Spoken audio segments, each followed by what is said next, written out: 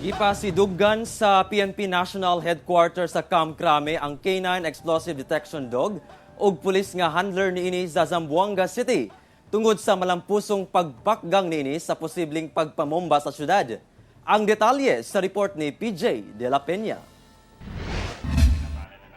Dakong dungog karon sa Zamboanga City ang K9 nga si Happy ug handler niini nga si Police Corporal Rosmond Closa sa Explosive Ordnance Disposal and K9 Group Region 9 sa Zamboanga City human gipasidunggan nga top PNP EOD K9 Award. Si Happy usa ka 6 years old nga Labrador ug usa ka K9 Explosive Detection Dog.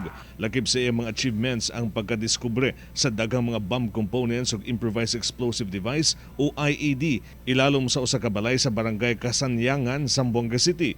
Gikan sa basilan matod pa kini nga mga components sa IED nga gamiton unta sa planong terorismo ug bombing activity sa Zamboanga City niadtong Disyembre 2021. 2018 may graduate sa EOD K9 Group si Happy ug hangtod karon apil sa mga paneling activities ug pagresponde sa mga tawag kung dunay mga suspicious nga bagahe.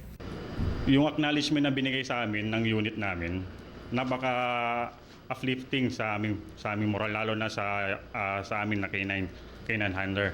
Masaya kami at nare-recognize yung capability namin bilang isang police at K9 handler. Tungod sa hugot nga seguridad ug intelligence-driven operation sa mga pulis, sundalo ug ubang ahensya nga nalakip sa security cluster, nagpabilin nga zero bombing ang Zamboanga City sukad pa sa 2015. Ako si PJ De La Peña para sa One Mindanao.